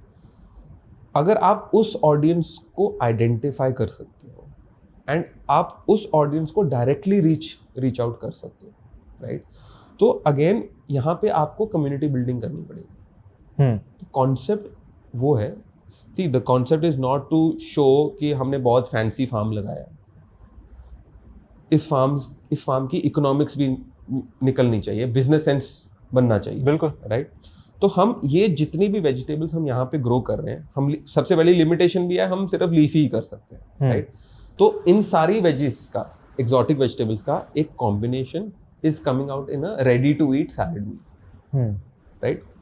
अब जब हम अपनी फार्म की प्रोड्यूस की वैल्यू ऐड कर देते हैं तो उसका प्राइस बहुत ज़्यादा बढ़ जाता है, then it makes sense. US में एरो फार्म्स था, नाम याद नहीं आ रहे, ऐसे बहुत सारे बड़े फार्म्स थे जिनका वैल्यूएशन हजारों करोड़ में हुआ था।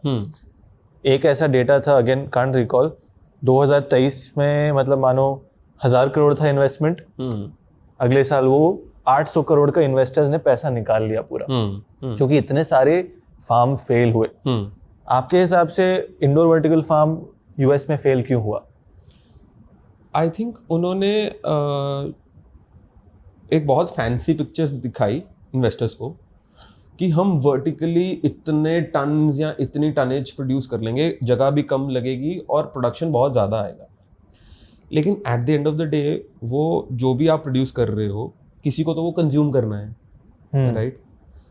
और वही प्रोडक्शन अगर ओपन फील्ड फार्मिंग में भी हो रही है, इसका मतलब यह है कि इतना हैवी इन्वेस्टमेंट करके आप उनसे compete कर रहे हो, तो आप वो वाली प्रोडक्शन जो ओपन फील्ड की आ रही है उसको बीट कैसे करोगे? और वहाँ पे तो मतलब बिलियंस ऑफ डॉलर्स की इन्वेस्टमेंट हुई थी। Was it required at that time? That is the question. क्योंकि सबसे बड़ा जो एडवांटेज का हम बात करते हैं कि 50 गुना 100 गुना आपका उत्पादन आ सकता है। अब मैं नेदरलैंड्स को एक बेंचमार्क मानता हूँ इन एग्रीकल्चर। करेक्ट। मैं नेदरलैंड्स के वर्ल्ड हॉर्टिकल्चर सेंटर गया था, वहाँ पे एक बैनर था विच शोड कि अगर 1 स्क्वायर मीटर में आई थिंक मैं 5 kg टमाटर ओपन फील्ड में उगा रहा हूँ नेदरलैंड्स में, 1 स्क्वायर मीटर में वहाँ पे ग्लास हाउस में 10 kg। इंडोर वर्टिकल फार्म में can you guess the number, क्या वो डेटा दे रहे थे?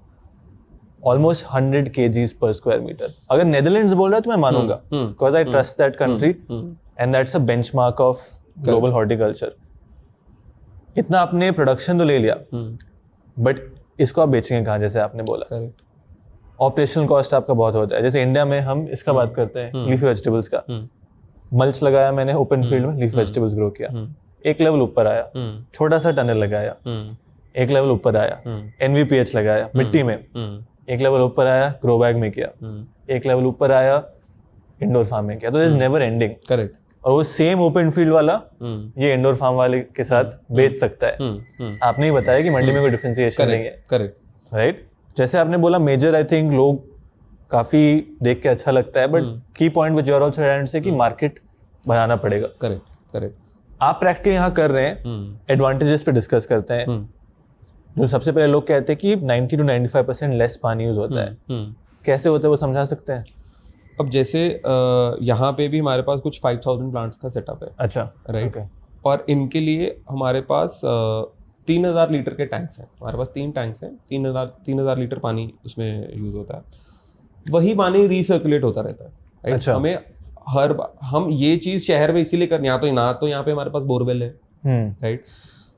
ना ही हमने RO लगाया हुआ है यहाँ पे, राइट?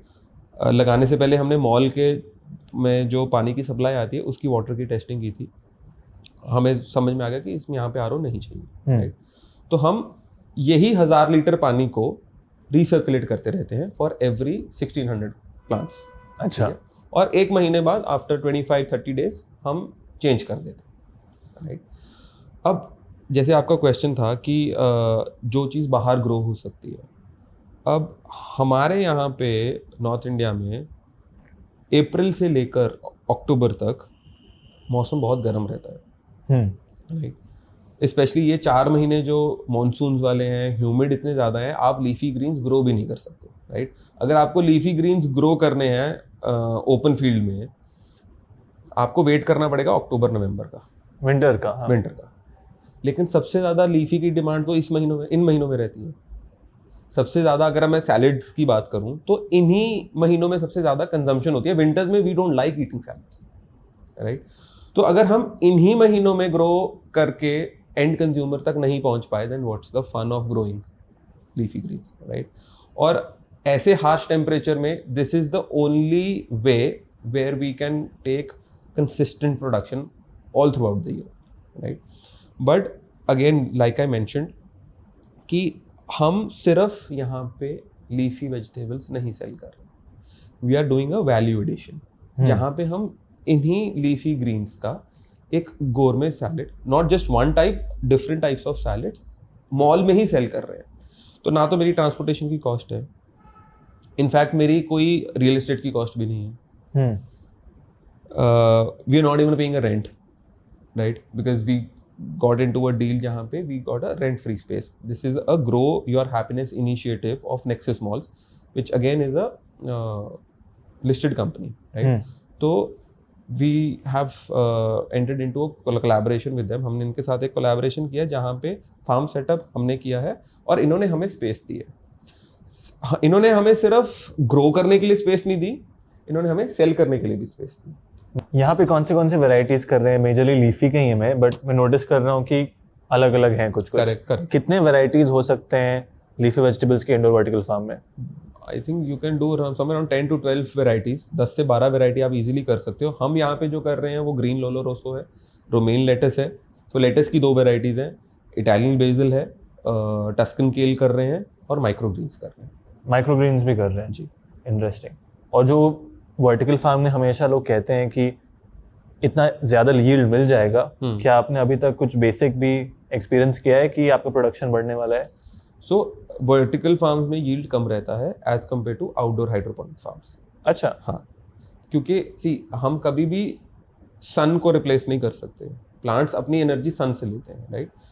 तो यहाँ पे as comparison to an outdoor hydroponics farm, indoor vertical farm में यील्ड थोड़ा सा 15-20% कम आता है। लेकिन इस टाइम पे अगर आप पंजाब हरियाणा की बात करोगे, आप फैन पैड लगा के भी लीफी ग्रीन्स नहीं ग्रो कर सकते, टेम्परेचर या क्लाइमेट इतना हार्श है। लेकिन अगर हमें इंडोर फार्म लगा के वो प्राइस पॉइंट अचीव हो रहा है जो हम अचीव करना चाहते हैं, because we are not selling in the mandis, we are selling it directly to the end consumer. हमने सारे मिडिलमैन बीच में से निकाल दिए, तो मेरी प्रॉफिटेबिलिटी इंक्रीज होगी, and it is making sense to me। लेकिन इतने सारे लेयर्स डालने के बाद भी वो प्रोडक्शन कम आता है, आप कह रहे हैं? नहीं, पर प्लांट की प्रोडक्शन बात कर रहा हूं। अच्छा, नॉट ओवरऑल प्रोडक्शन, पर प्लांट प्रोडक्शन। हाँ, पर plant production is lesser, but overall अगर मेरे पास उतना एरिया है 40,000 स्क्वायर फुट, ऑब्वियसली। हाँ, मतलब अब आप खुद देखिए ना कि यहाँ पे 5000 प्लांट्स का सेटअप है। अगर आपको 5000 प्लांट का सेटअप आउटडोर करना है तो आपको कम से कम 4000 स्क्वायर फीट जगह चाहिए। यहाँ पे हम 750 स्क्वायर फीट जगह में काम कर रहे हैं। समझ गया। इंडोर वर्टिकल फार्मिंग में कम जगह में आप ज्यादा प्लांट्स डाल पा रहे हैं, लेकिन प्रोडक्शन थोड़ा कम है। पर प्लांट यील्ड थोड़ा सा कम आता है। अगर आउटडोर हाइड्रोपोनिक्स में वो 150 ग्राम की प्रोडक्शन दे रहा है, यहाँ पे आपको 100 ग्राम की दे देगा, बट इट्स स्टिल फाइन। समझ गया। ना ही यहाँ पे सनलाइट है, ना ही कोई एक्सटर्नल टेम्परेचर ह्यूमिडिटी कंट्रोल। मैं देख सकता हूँ कि आर्टिफिशियल एलईडीज लगे हैं। क्या क्या एडिशनल कंट्रोल्स आते हैं इंडोर वर्टिकल फार्म में जो शायद हाइड्रोपोनिक्स और पॉली हाउस में नहीं होते हैं? जस्ट फॉर अ बिगिनर उनको समझा सकते हैं। सी, अगर आप पैरामीटर्स की बात करें जो हम एज अ ग्रोअर कंट्रोल करना चाहते हैं, टेम्परेचर, ह्यूमिडिटी एंड वेंटिलेशन और लाइट, 4 ऐसे मेजर, और भी पैरामीटर्स हैं, लेकिन 4 मेजर पैरामीटर्स हैं जो कोई भी ग्रोअर कंट्रोल करना चाहता है प्रोडक्शन लेने के लिए।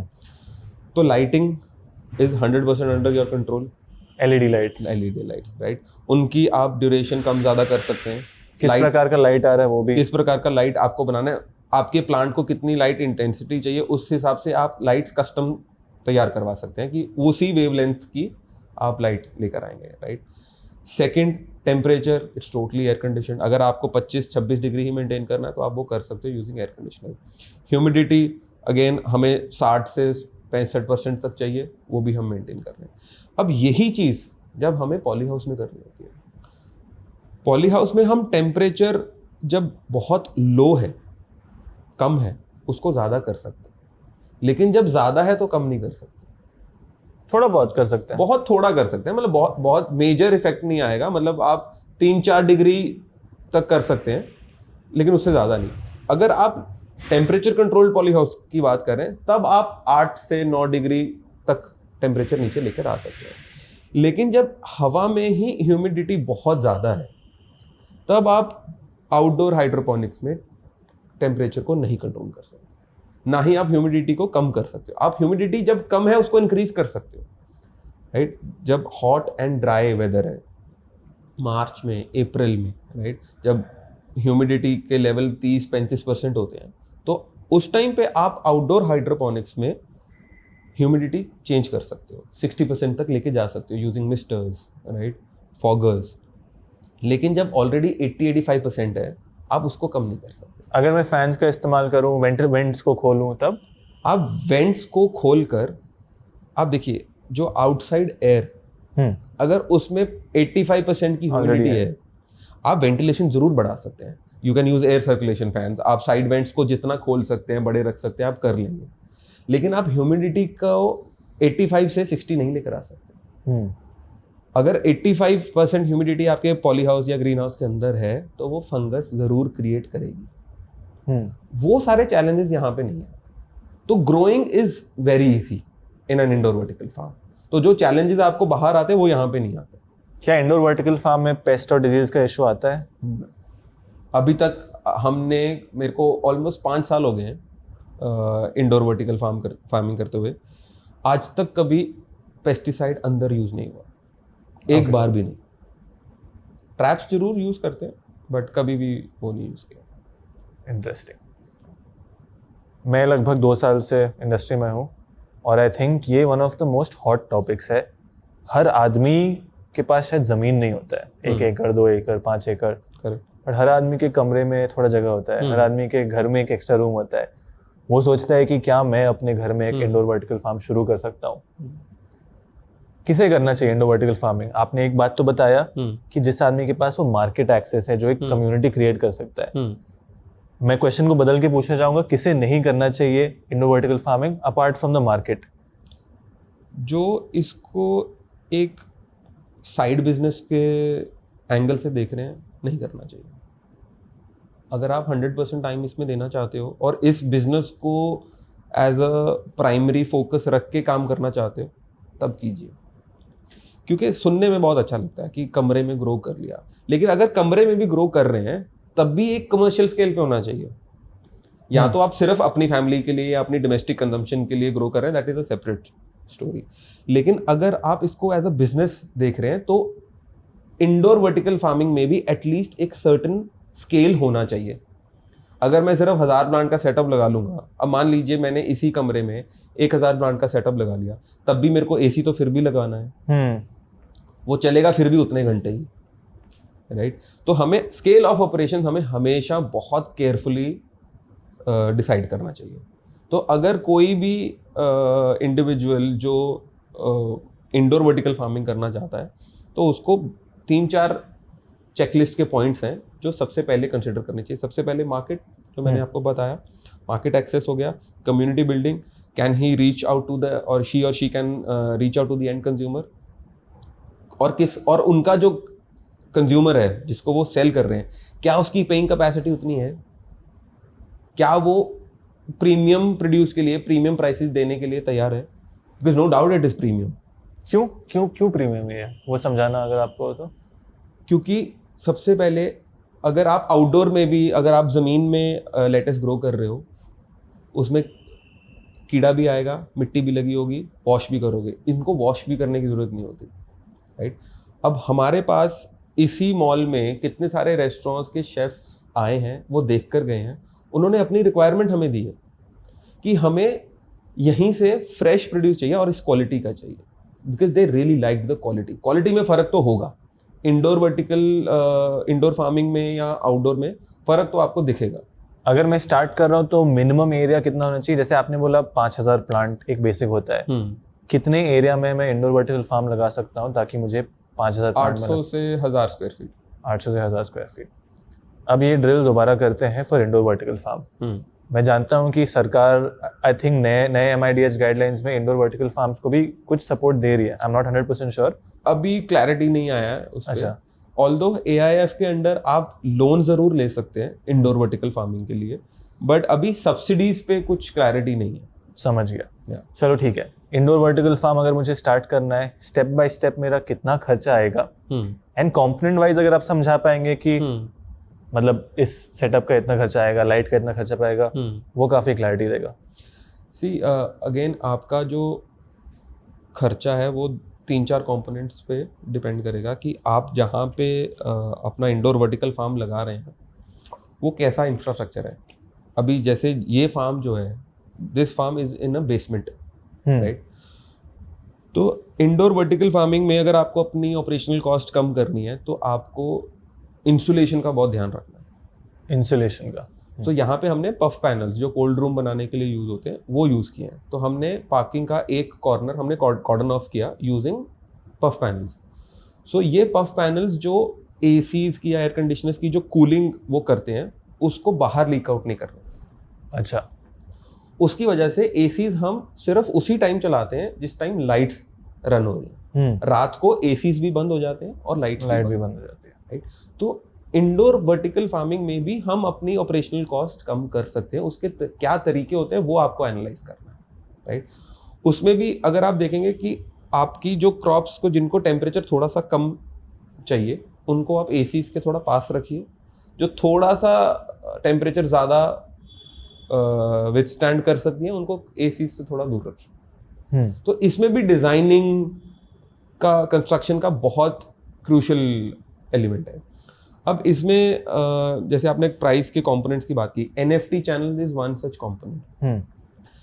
कुछ लोग नॉर्मल PVC पाइप्स भी यूज कर लेते हैं, राइट। ग्रोइंग हो जाती है लेकिन वो फूड ग्रेड नहीं है। फूड ग्रेड नहीं है मतलब वो अप्रूव्ड नहीं है, correct. So as a company we don't do that. हमें सिर्फ वही चीज करनी है जो अप्रूव्ड है, राइट। सो NFT चैनल्स, अगेन NFT चैनल्स भी दो तरीके के आते हैं, सिंगल वॉल्ड आता है, डबल वॉल्ड आता है। NFT चैनल्स में भी साइजेस आते हैं, राइट। आप PVC मटेरियल भी यूज़ कर सकते हैं, आप UPVC मटेरियल भी यूज़ कर सकते हैं, ठीक है। तो कंपोनेंट मतलब प्राइसिंग कंपोनेंट वाइज चेंज हो जाती है। अपना फार्म का एक बेसिक एग्जांपल दे सकते हैं, कुछ नंबर्स इंक्लूडिंग एरिया से स्टार्ट करते हैं। तो area is around 750 square feet. We've accommodated around 5000 plants. इसका जो सेटअप का कॉस्ट है समवेयर अराउंड 33-34 लाख आया। 34 lakh for 750 square feet. And उस 34 लाख का breakdown if you don't mind sharing.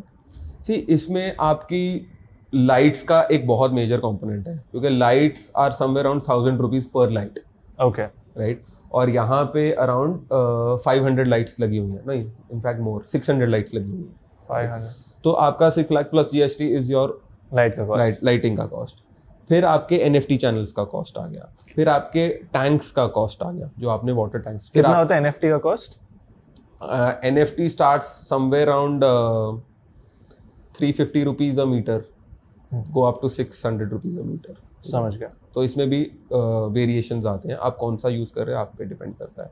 फिर आप किस तरह की ऑटोमेशन यूज़ कर रहे हो, ठीक है, कि आप PH EC इनकी भी ऑटोमेशन यूज़ कर रहे हो या सिर्फ आप एक टाइमर बेस्ड ऑटोमेशन यूज़ कर रहे हो। तो अगर आपके पास ज़्यादा नॉलेज नहीं है कि PH और EC को कैसे मॉनिटर और कंट्रोल किया जाता है, you can go for a fully automated unit जहाँ पे डोजिंग और मिक्सिंग भी खुद ही मशीन्स कर रही हैं, राइट। बट अगेन अगर आपके पास वो नॉलेज है कि डोजिंग और मिक्सिंग कैसे होती है न्यूट्रिएंट्स की, then you can reduce your cost and probably only go for a timer based automation. तो आप जिस तरह का आप टेक्नोलॉजी यूज करना चाहते हैं उस हिसाब से आपके प्राइसेस डिफाइन होंगे।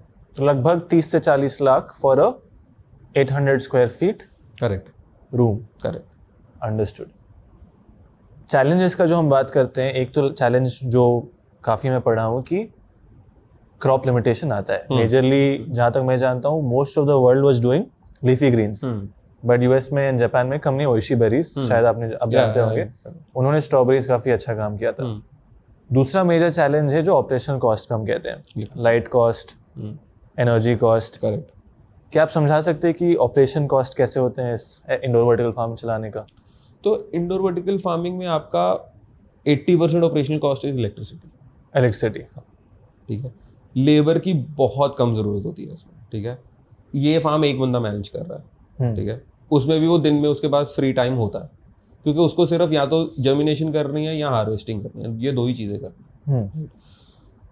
या जब भी हार्वेस्टिंग होगी पैकेजिंग करेगा, जर्मिनेशन के बाद ट्रांसप्लांटेशन करेगा। तो आपको आपके क्रॉप साइकिल्स को मेंटेन करके रखना है और बाकी चीज़ें ऑटोमेशन पे हैं। तो ऑपरेशनल कॉस्ट आपकी मेजरली इलेक्ट्रिसिटी है। और अगर आप इस ऑपरेशनल कॉस्ट को रिन्यूएबल सोर्सेज ऑफ एनर्जी के साथ कंबाइन कर सकते हैं, again it will come at a cost, आपकी केपेक्स हाई हो जाएगी। But in the long run अगर आप बिजनेस को बहुत लंबे समय तक चलाना चाहते हैं या आपका एक लॉन्ग टर्म विजन है, फिर आप एक रिन्यूएबल सोर्स ऑफ एनर्जी के साथ इसको कनेक्ट कर सकते हैं, which is your solar panels, और आपकी इलेक्ट्रिसिटी की कॉस्ट भी कम हो जाएगी। कितना होता है एक महीना इंडोर वर्टिकल फार्म चलाने का खर्चा? तो अगर मैं समर्स की बात करूं, around 25 to 27,000 rupees only for electricity. अच्छा, केवल मतलब एसी का, लाइट का लगभग 25 से 27 हज़ार। तो मैं पकड़ के चल रहा हूँ 30,000 इन समर्स। और विंटर्स में इसका 50% से भी कम हो जाता है, मतलब उस टाइम पे अराउंड 13,000, क्योंकि एसीज बंद हो जाते हैं। लगभग साल का आप कह सकते हो क्लोज टू 2.5 लाख रुपीज़ आप इजीली इंडोर फार्म चलाने का खर्चा। इलेक्ट्रिसिटी। सबसे important question, jackpot question, which will determine long run में कि इंडिया में शायद ये टेक्नोलॉजी चलेगा भी कि नहीं। रोकड़ा कितना आएगा? मतलब मेरा सेटअप कॉस्ट 32 लाख आ गया, साल का चलाने का मेरा कॉस्ट रफली 2.5 लाख है। आप किस प्रकार के नंबर एक्सपेक्ट कर रहे हैं इन terms of revenue? So somewhere between 1.5 to 1.6 lakhs every month. Okay, कैसे उसका ब्रेकडाउन दे सकते हैं? यस, सो 5,000 प्लांट्स हैं, राइट? एक महीने का साइकिल है हर एक प्लांट का, राइट? हमने अपना जो इकोनॉमिक्स है, हमें समझ में आ गया है कि हमें हर हफ्ते 1000 प्लांट्स सेल करने हैं, राइट? और इन दिस केस 1200, राइट? तो अगर हम 1200 प्लांट सेल कर रहे हैं at an average price of 100 rupees per plant. अच्छा, इतना जाता है? क्योंकि B2C में जा रहा है ना, 100 ग्राम्स की पैकेजिंग में जा रहा है, राइट? तो वो नंबर अचीव हो जाता है। ये सिर्फ प्रोडक्शन, मतलब अगर मैं ये प्रोडक्शन को एज इट इज़ सेल करूं, लेकिन अगर इसका 50% ऑफ द प्रोडक्शन को मैं सैलेड्स में वैल्यू ऐड कर दूं, तो मेरा जो रेवेन्यू है, एवरेज रेवेन्यू, वो somewhere between 1.5 to 1.6 lakh a month पहुंच जाता है। उसमें से अगर मैं 25,000 की अपने एनर्जी कॉस्ट निकाल दूं, एक फार्म मैनेजर की सैलरी निकाल दूं, तो 1.25 लाख रुपया या मतलब बेयर मिनिमम 1 लाख रुपया मैं प्रॉफिट हर महीने बना सकता हूँ 800 स्क्वायर फीट से। 800 स्क्वायर फीट से। और अगर मैं 1 लाख रुपए का प्रॉफिट हर महीने बना रहा हूँ, तो 1 साल में मैंने 12 लाख रुपया बनाया, 3 साल में मैंने अपने प्रोजेक्ट कॉस्ट कवर कर ली, which means 33% का ROI, which is decent. Major I think मेरा जो आपसे टेक है वही है कि मार्केट पहले बनाओ, मार्केट को स्टडी करो। करेक्ट। अगर पॉली हाउस में कर रहे हो, मतलब आउटडोर कर रहे हो, तो मंडी एक सेफ बेट है, लेकिन अगर आपको वो 10% ज़्यादा कमाना है तो B2C में जाओ। मेरा एक और हाइड्रोपोनिक्स ग्रोअर से कॉन्वर्जेशन हो रहा था, काफ़ी अच्छे स्केल पे कर रहा है, फ्रेज फार्म, आई डोंट नो आप जानते हैं कि नहीं, पुणे बेस्ड है फ्रेज फार्म। तो उन्होंने भी सिमिलर ट्रेजेक्ट्री आपके जैसा कि B2C से स्टार्ट किया। वो मुझे बता रहे थे कि मानो B2C में मेरा 50% एक्स्ट्रा बिकता है, but logistic cost, transport cost मिला के मेरे पॉकेट में उतना ही आ जाता है। आप B2C कर रहे हैं, खैर इंडोर फार्म का तो भूल जाओ, यहाँ पे मार्केट इधर ही है। Final take on marketing, B2C में क्या वो एडिशनल प्रॉफिट आप सही में देख पा रहे हैं? इफ यस, B2C कोई सक्सेसफुली कैसे कर सकता है इन फार्मिंग इन जनरल? सो अगर B2C को क्रैक करना है, सबसे पहले जैसे मैंने आपको बताया कि community building is once the first step. अगर आपने वो कम्युनिटी आइडेंटिफाई कर ली, बिल्ड कर ली, तो आपको फिर अपनी लॉजिस्टिक्स और ऑपरेशनल कॉस्ट को कम करना है। वो आप कैसे कर सकते हैं? आप डिलीवरीज का हफ्ते में एक दिन रखिए। लेट्स से मैंने फ्राइडे पकड़ लिया, फ्राइडे को अगर मेरे को 100 डिलीवरीज करनी है, तो अगर मेरा राइडर सुबह निकल रहा है और वो दोपहर तक सारी डिलीवरीज कर रहे हैं, या 2-3 जितने भी मेरे पास राइडर हैं, तो उसकी कॉस्टिंग कम आएगी। रादर दैन अगर मैं हर रोज ऑर्डर ले रहा हूँ, मेरे को नहीं पता कल कितने आएंगे, मेरे को नहीं पता परसों कितने आएंगे या हफ्ते बाद कितने आएंगे। लेकिन जब आप एक सब्सक्रिप्शन मॉडल पे काम कर रहे हो, तो आपको ये भी पता कि आपको हार्वेस्ट कितना करना है, हर हफ्ते कितना हार्वेस्ट करना है, कितना पैक होगा, कितना जाएगा, कहाँ जाएगा, उसकी क्या कॉस्ट है। तो आप अपनी route planning, everything you can do and you can bring down your cost. तो उसमें क्या है कि कस्टमर को भी पता कि यार इस हफ्ते इस दिन मेरे पास इतनी प्रोड्यूस आएगी। सो वो एक मॉडल ऐसा है जहां पे आप B2C में अपनी लॉजिस्टिक्स और अपनी ऑपरेशनल कॉस्ट कम कर सकते हो और प्रॉफिटेबिलिटी बढ़ा सकते हो। Where do you see Indian agriculture में, मतलब किस दिशा में आप देख रहे हैं कि अगले 5-10 साल में क्या आपको लगता है हाइड्रोपोनिक्स ज़्यादा पिकअप करेगा? What are your thoughts on that? See, अभी पिछले 6 महीने से जितना हमने गवर्नमेंट की तरफ से सपोर्ट देखा है, specially in terms of hitech agriculture, चाहे वो ग्रीन हाउस फार्मिंग है, हाइड्रोपोनिक्स है, या और भी अदर एग्री रिलेटेड प्रोजेक्ट्स हैं, there is a huge support. I think पिछले 15 साल में इससे ज़्यादा सपोर्ट नहीं था। मैंने जब अपना जर्नी शुरू किया था, मेरे को 13% पे लोन मिला था, राइट? आज 6% पे मिल रहा है, वो भी collateral free, right? So government की तरफ से काफ़ी ज़्यादा पुश है। I think the message is clear कि इंडिया को और सेल्फ सफिशिएंट, सेल्फ रिलायंट बनाना चाहते हैं, और आई थिंक एक बहुत बड़ी अपॉर्चुनिटी एक्सपोर्ट्स की अनलॉक हो सकती है अगर हम उन क्रॉप्स को टारगेट करें जिनकी डिमांड ओवरसीज भी है। आपको लगता है ये मॉडल सक्सेसफुली हो सकता है कि रिमोटली फार्म मैनेज हो सके? सी, फार्म्स कभी रिमोटली मैनेज नहीं होंगे। फार्म्स को मैनेज करने के लिए फार्म पे ही आपकी टीम को होना पड़ेगा, राइट? आप मॉनिटर कर सकते हो रिमोटली, लेकिन आप कंट्रोल रिमोटली नहीं कर सकते। तो कंट्रोल तो फार्म पे रह के ही होगा। तो हम जितना हो सके टेक्नोलॉजी का वो उस तरीके से यूटिलाइज कर रहे हैं कि मॉनिटरिंग रिमोटली हो, लेकिन कंट्रोल वहीं से हो, राइट? कि उस फार्म पे जो टीम ऑफ मैनेजर्स हैं या जो भी ऑपरेशंस देख रहा है उस फार्म पे, they should have equal interest as their own farm, right? कि वो अपना फार्म चला रहे हैं, क्योंकि तभी वो फार्म्स की आउटपुट या उन फार्म्स की ROI निकल पाएगी, अदरवाइज नहीं। क्योंकि फार्मिंग ऐसी चीज़ है जो आप अपने कमरे में बैठ के नहीं कर सकते, आपको फार्म पे ही होना पड़ेगा। मैं अपने चैनल को एक प्रकार से एक मीडियम मानता हूँ जहाँ लोग हर प्रकार की चीज़ पर्टेनिंग एग्रीकल्चर सीख सकें।